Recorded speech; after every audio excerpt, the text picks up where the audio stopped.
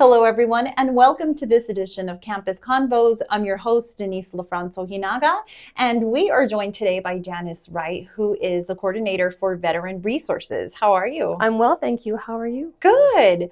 So tell us about the college's Veteran Resources program that we have here.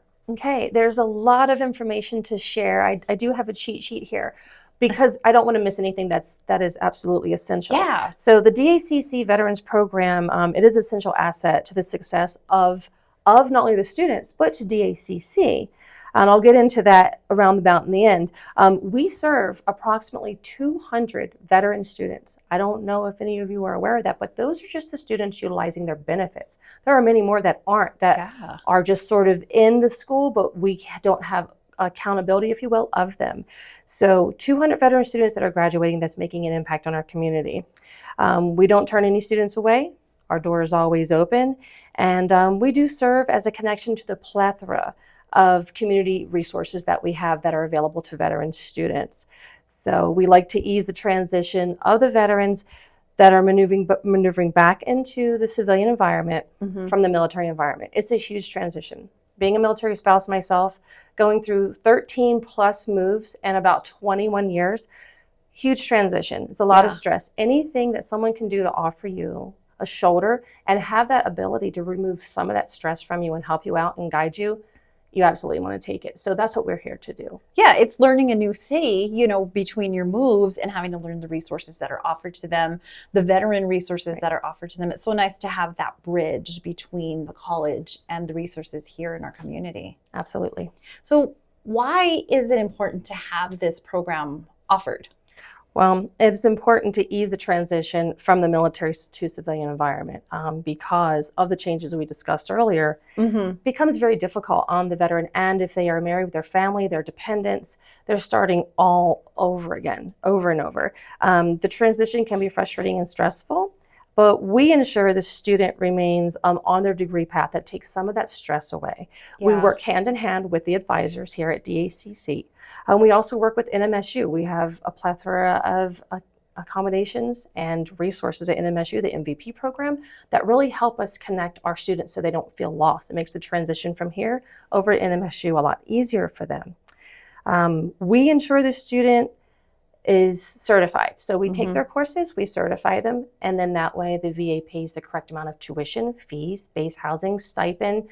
It makes a huge difference. That eradicates some of that stress, and it takes that load off their shoulders so they can concentrate on their coursework and their community. And that to me is really essential. The earned benefits that the student veterans start with typically are jump started through the VA. So that is the first start. That's the first step they want. But we want them to know that they can always utilize our office. That is where we would like them to feel comfortable and know that they have a home here. And one of the next questions I was going to ask is how it helps. And you kind of went over a little bit of that, or most of it, because I really feel like this program is like super beneficial to our veterans that we have here. What about events? Do you guys do any events? And are there any that are upcoming that veterans should know about? Yes. So we just had our annual Veterans Resource Fair.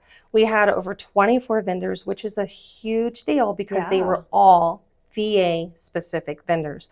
This is the first time that, from what I've been told, that we've had that many vendors from the VA show up and impact our community the way that it has at DACC. So I'm proud of that. I'm proud of everyone that helped us make that happen. And we had advisors that were here working with the veterans on their benefits, working with them on healthcare, working with them on questions that typically would take weeks, months, even years to get answered. And they were right here on site. So you need those resources. They've come in from, on the national level, we had them in from Albuquerque, El Paso, even across the nation, as far out as Washington, D.C. We like to coordinate when they're in town so we can help them help us. And that to me is essential. Again, going back to bridging that gap. We were talking about how the program helps, and you and I had a small discussion before this. I was at an SBA conference, the Small Business Association conference yesterday. It was a summit. What they told us was there are 35,000 businesses that are entrepreneurship self-owned by veterans in New Mexico alone. And there were 11,000 applications just in this year. So we're doing something right. Yeah. That So is I find that amazing. I know, I was going to say, I think that that is an absolutely amazing and astronomical number that a lot of people would like to know about. So, you know, many of us love to just support small businesses first, and then finding out that they're veteran owned adds a simple little touch to it that I'm sure a lot of people like to support. Absolutely. So any stories, you know, I'm kind of going off for a little cheat sheet here, No, but you know, what about some of the feedback that you have gotten from the veterans that you've worked with? So there have been a couple that have started businesses. My daughter was a student here. I'm a local business owner as well. This is my art on the wall.